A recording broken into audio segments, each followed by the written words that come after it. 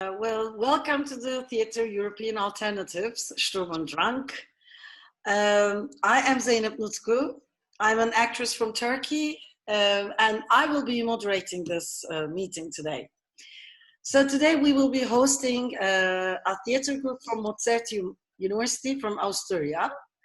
They are participating in this festival with Heiner Muller's HAMLETMASCHINE, and we will be hosting Ebru Tartici Borchers. Hope I told it right. The director of the play, and one of the actresses from the project, Carolina Braun. And we have a stage and costume designer, Hanna Schmaderer, in the name of the whole group. So I want to first give the word to the director, Ebru. Could you please introduce yourself and the group a little for us? Yes, sure. So I'm Ebru.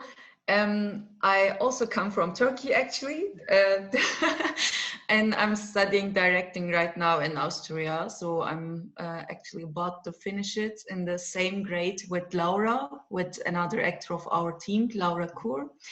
And the project was something that we did actually as our semester project for our post-traumatic semester. So we are actually a group of students who are just having their regular education time right now in Austria. Another one who is not with us today is Darios Vaysi. He is also acting in HAMLETMASCHINE. And we also have choreography supporters, Mirjam, Klebel, and Azahara, Sanz, right. I watched the play and I congratulate you all. It was really professional and quite good, really good for a student project. So I want to first ask you, I'm going to ask everyone a question, but first you, Ebru. As much as I read and watch, I mean, HAMLETMASCHINE is a very challenging play. I know that you choose it for the post-dramatic session in your school, but why HAMLETMASCHINE? I'm going to ask you. It's very challenging because... I just think that Heiner Muller is a voice and an artist who achieves to be political, resounding, and poetic at the same time. And of course, and it's quite inspired. So, and I also noticed that I really love his language, but I just want to use it for mine, of course, our voice to discuss about the world again and to just refresh the issues, because I just had the feeling that there are some sort of like start points in the texts that he wrote for his own time, which are still actually telling us something about our version of it. So there are also there are revolution inside, there are many issues about the perspective towards the woman, and we have the same problems today as well. Yeah. And HAMLETMASCHINE inspired me because he has a kind of like rhythmical way of spreading comments and like the old characters and new descriptions. And also like just the whole issues about the societies, that it's like in every sentence another problem or another question is coming, and Heiner Muller is just like talking through, he's just like going with it, so as long as it's possible, but it could give us the chances sometimes to stop and to just open the discussion, and exactly that was what we actually tried with the project, I would say. Also, the text has a dynamic as itself. I mean, but it's like a chaos. I mean, when I was reading it, I see all the wars and the, human violence in it. But when I watch the play, it's like more statical, but in that static condition, you have a huge dynamic, like the cogwheels and the gears of the machines. It's just so dynamic, but it's not, like a chaos. I like that statical dynamism, if so to say, I mean. So you use like choreographies and you use stories of the actors. And also the multilinguistic language, that was interesting for me. A Turkish song which was like alienated from me, from the play. Alienated me from the play. You know, I like those kind of the music and those kind of, you know, two Hamlets, for example, those kind of materials. I really liked it. So you use, I mean, can you tell us a little bit of these materials, how you use them in your regie? I think that the machinery is already connected to the text, so it's already actually there while we are reading it, because the machine is also the society, the structures of the society, the expectations of the society that we are all stuck in. And there are many roles which are already decided for us, but not always the most appropriate one. But if you are not able to take over it, and if you are just not willing to work with the rest of the society structures, you are also not allowed to exist. Because you can't really say that it's a feminist text, or that he like took Shakespearean Hamlet and put it like in a version where the woman, she is trying to fight, and there's a lot of anger, but there's not really a perspective for a woman how to live in a society, or a long perspective of a role of Ophelia. You don't have that there.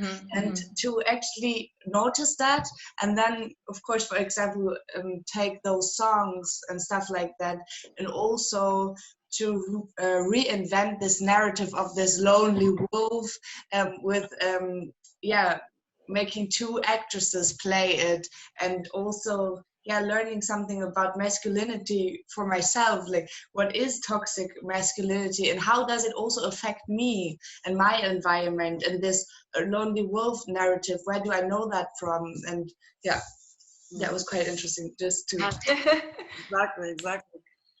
And so I want to ask Hanna now, when we come to this dynamism, the stage design was also very nice, because as much as I see,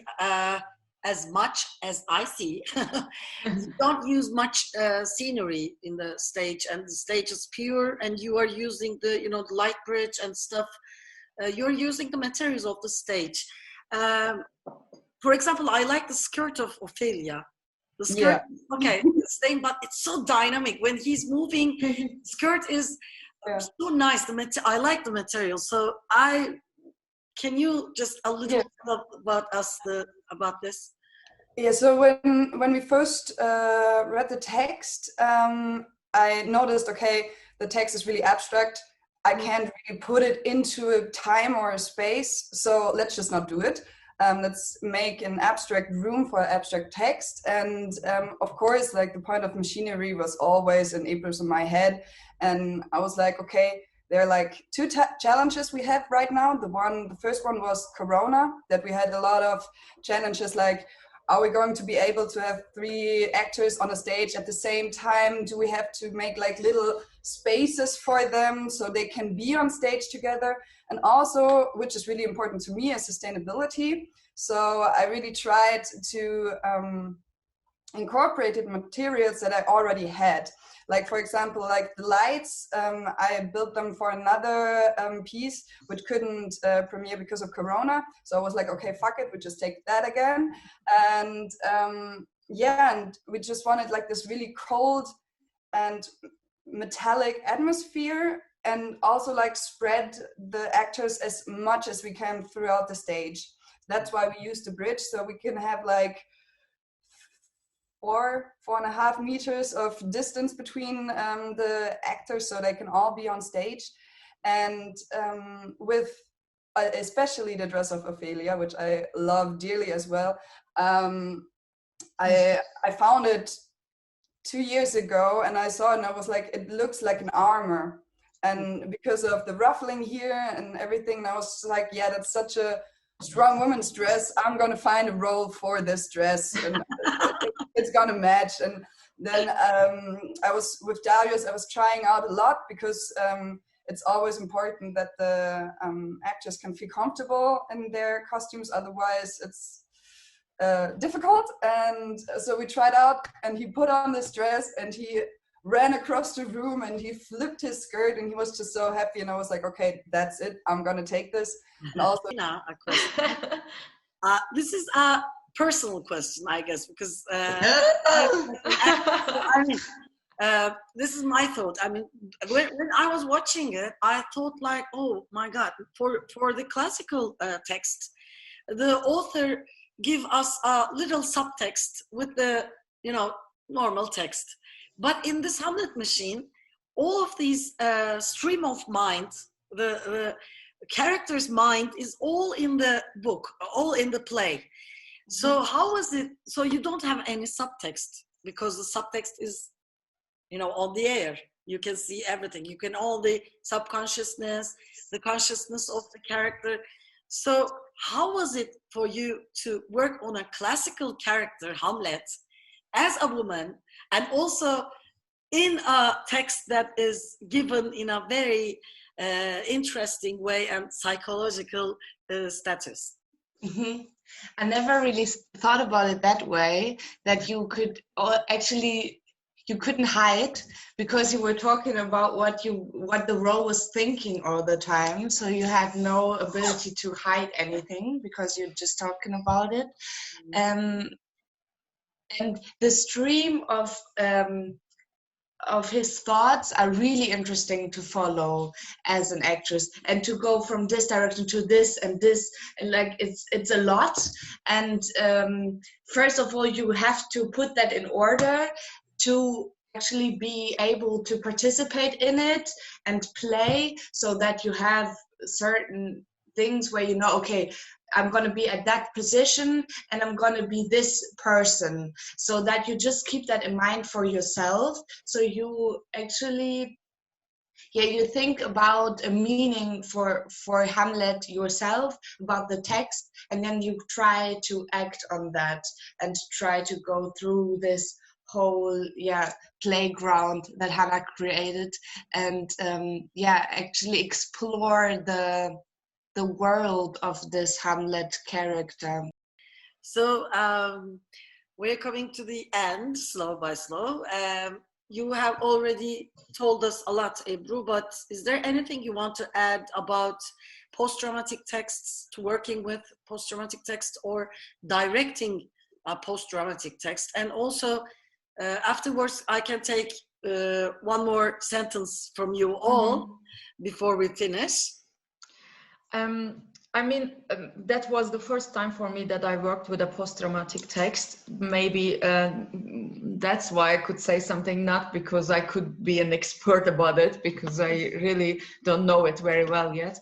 But it was a quite difference after we worked many times with really classical dramatic texts, no matter if they are new or old, but they all had a dramatic structure that we know very well. That's why it was really actually quite challenging, because I noticed that you're so far away from causality. It's not like that you could say that, okay, we should tell now this sentence so because the first scene or the previous scene was just telling about this one, or in the next scene is this is gonna happen. So all kind of like the things which is sometimes also like your safety is not there. You are just allowed to decide with your whole team how you want to do it, and how you want to use the movement for yourself. Of course, it's a quite much freedom, which was also kind of nice, and we were able to work really in different kind of techniques than the other rehearsals maybe. But from another side, you are never, I mean, at least me, in my case, it was like that. I was never sure after the rehearsal if like our decision for the last minute, the best one was. For me, it's always a little bit more interesting to do a text where I have so many possibilities to put it, and I don't have a certain role where I have to stick to this role, but this stream of consciousness that you have as an actress and also as the director, and to put that together and have those perspectives, and you really have to trust, we had to trust ourselves with our instincts, as Ebru said, and that was actually for me a really nice experience. Yes. And Hanna, thank you, I Karen. would agree with my colleagues. I mean, the cool thing about post-traumatic is that you don't really have to tell a history. You don't have a tale. So you can really do whatever. It's a big empty playground and you can just fill it up. It's really nice. And you can also, like, there's a lot of place to interpret things.